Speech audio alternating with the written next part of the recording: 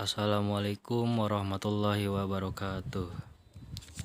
Eh, Balik lagi dengan saya Sofyan Adam. Saya ingin sharing di pertemuan ketiga ini, yaitu membahas tentang VLOOKUP, HLOOKUP, dan data validation. Nah, data validation ini untuk apa sih?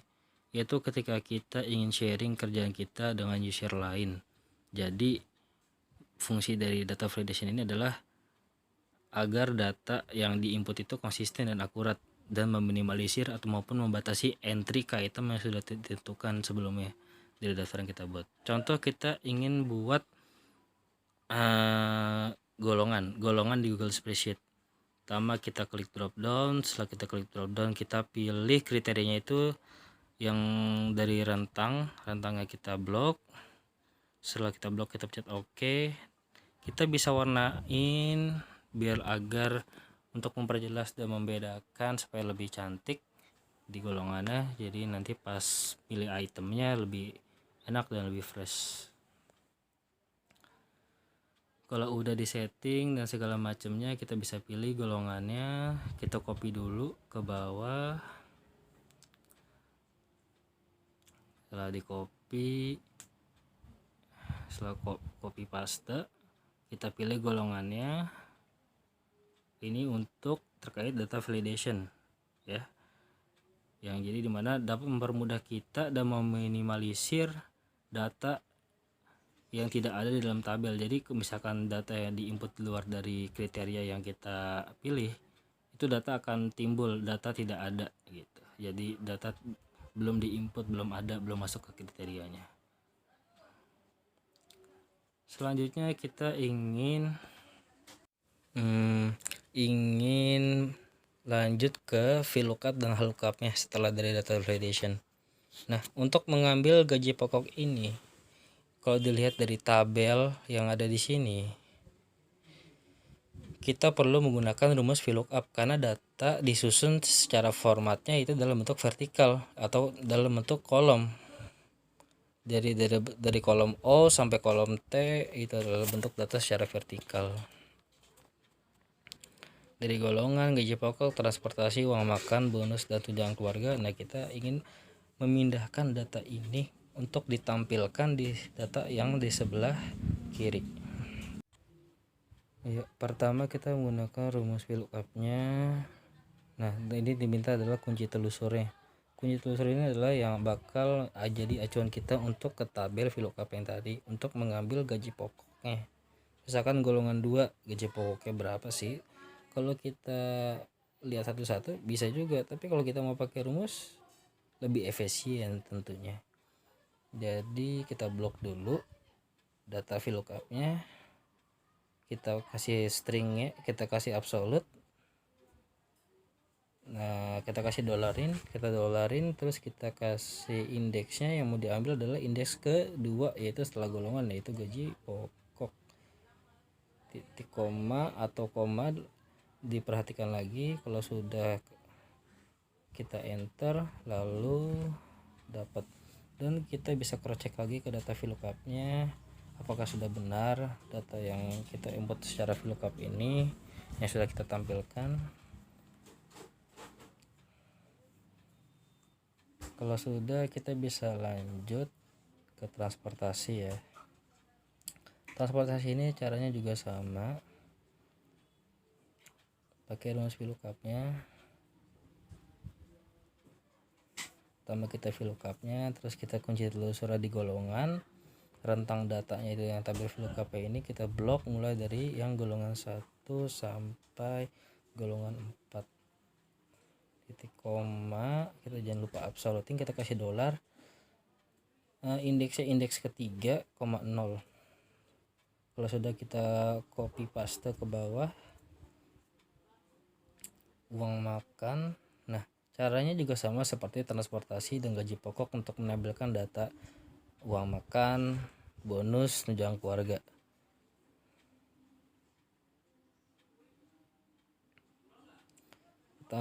Kita rapikan dulu formatnya keuangan ya, supaya lebih rapih. Ada koma 2 di belakangnya. Kalau sudah, kita bisa copy paste dari rumus transportasi untuk mengambil dan dan menampilkan ke data yang ada di tabel sebelah kiri, uang makannya itu berapa sih. Nah, kita absolutin dulu yang dimana kunci telusurnya. Kita bandingkan lagi di sini adalah uang makan itu ada di keempat. Nah, uang makan ini kan ke 4 indeksnya, berarti indeksnya kita ganti nih jadi 4,0. Udah selesai. Kalau udah kita bisa klik centang atau copy paste ke bawah. Begitupun hal yang sama bisa kita lakukan untuk menampilkan data dari bonus. Bonus itu ada di kelima indeksnya. Nah, berarti kita ganti di belakangnya 5 karena kita sudah kunci telusur itu yaitu di golongan gitu. Kita copy paste ke bawah atau kita centang bisa. Tunjangan keluarga ini nggak bisa ya pakai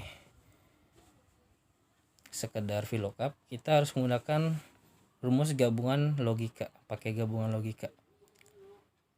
Jadi contoh di sini kan ada statusnya single atau merit ya kan. Nah, kita if nih, kita pengen logikanya itu jika si kolom D nya ini adalah M yaitu merit dan menikah, maka yang akan terjadi di nilai true nya adalah kita akan ngambil pakai data secara VLOOKUP, pakai golongan sama rentangnya tabel VLOOKUP yang tadi. Kita ambil yang di tunjangan keluarga ini ada di 6 ya, kita blok, kita kasih dolarin, indeksnya ada di ke 6,0. Nah, itu value untuk nilai true nya. Nah, kalau false nya apa, berarti kita kasih 0 dan tutup kurung. Kalau sudah enter, kita copy paste ke bawah. Nah, kita cek lagi nih bener gak nih yang merit. Nah, yang merit aja kan yang dapat tunjangan keluarga. Kalau yang single belum karena nggak ada tuh single. Nah, selanjutnya kita jumlahkan total gaji sebelum pajak, yaitu mulai dari gaji pokok sampai tunjangan keluarga. Lanjut, kita ingin menghitung pajak dan total gaji sesudah pajak tentunya. Saya tandakan yang dari gaji pokok sampai bonus ini menggunakan pakai VLOOKUP. Nah, untuk menghitung pajaknya ini itu diambil secara HLOOKUP. Karena kita lihat di sini data pajaknya ini adalah tampilan data yang disusun secara format secara horizontal atau row atau baris. Jadi kita harus pakai HLOOKUP. Nah, pakai apa untuk kunci telusurnya atau search key-nya? Itu pakai golongan. Nah, golongan ini ada di 1 dan kita mau ambil persentasenya itu ada di row kedua. Jadi indeksnya itu kita ambil 2,0. Nah, tapi kan di sini kita ingin tahu nih dari persentase pajak itu berapa sih persen yang dikeluarkan pajaknya dari total gaji sebelum pajak. Kita bisa pakai kali aja langsung. Dan kalau sudah, kita tinggal kurangin total gaji sesudah pajak, itu rumusnya total gaji sebelum pajak dikurang pajak. Nah, itu jadi total gaji netnya. Kalau sudah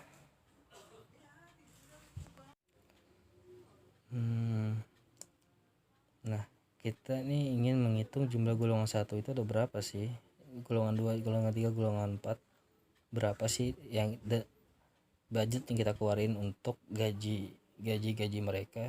Kita bisa menerapkan fungsi statistik yang sudah saya share videonya di part 2 kemarin.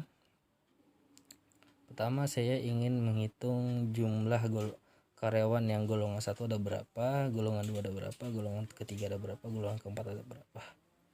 Kita bisa pakai rumus count if ya. Count if nya kita pilih range datanya, habis itu kriterianya berapa, kita tinggal tulis aja 1, 2, 3, 4, kita edit ya pakai angka Romawi, sesuaikan dengan yang ada di golongannya. Nah, supaya lebih rapi ada orangnya ini kita tambahkan rumus dan kita tambahkan stringnya itu dengan kata orang, tapi biar ada spasinya kita jangan lupa kutip 2 lagi, spasi kutip 2 dannya. Nah, supaya lebih indah nih, jadi kelihatan orangnya. Tapi jangan lupa nih yang kriterianya kita harus update lagi, jadi angka Romawinya 2, 3 dan 4 ya, pakai angka Romawi yang 4. Kalau sudah, nah ini berarti jumlahnya kriteria 1 ada 1 orang, kriteria 2 ada 2 orang, kriteria 3 ada 2 orang, kriteria golongan 4 ada 1 orang. Terus kita ingin menghitung jumlah gaji pokok yang ada di golongan 1 sampai golongan keempat. Berapa sih? Itu nggak bisa pakai rumus kontif, karena kontif itu hanya menghitung jumlahnya. Kita ingin menghitung jumlah, bukan menghitung berapa banyak datanya. Jadi jumlahnya berapa kita ingin tahu pakai rumus samif. Pertama kriterianya kita pakai golongan, rentangnya, terus kriterianya saya sudah buat 1 2 3 4 di sini di samping, jadi tidak perlu menulis 1 2 3 4 lagi. Dan kita pilih kriteria value-nya itu di gaji pokok. Nah, ini kita bisa absolutin nih. Jadi nanti pas kita mau yang jumlahnya transportasi, uang makan dan bonus, itu bisa langsung karena kita udah pakai rumus. Jadi di range-nya itu kita kasih absolut bahwa ada di golongan terus, dan kita kasih dolar yang di kolom D-nya untuk kriterianya, dan untuk range value-nya di gaji pokok kita hanya absolutkan di angkanya saja ya, di row-nya saja, di kolomnya jangan dikasih data absolut. Kalau udah kita bisa copy paste ke bawah sampai tunjangan keluarga. Nah, ini udah secara otomatis nih, bisa dicek lagi. Jadi golongan 1 emang kan ada single tuh, jadi samifnya itu emang nggak ada gitu, sudah sesuai gitu. Rumus ini bisa kepakai, bisa digunakan untuk fungsi statistik. Nah, statistik ini nantinya bisa dibuat chart untuk diagram batang, diagram garis, jadi datanya lebih enak untuk dilihatnya daripada baca data secara raw ataupun kolom. Kalau sudah rumus MIPA udah, dan itulah pembahasan terkait fungsi lookup, VLOOKUP, dan data validation untuk pertemuan part 3 kali ini. Oke, sekian untuk pertemuan ketiga kali ini. Don't forget to subscribe dan tungguin konten selanjutnya. See you guys.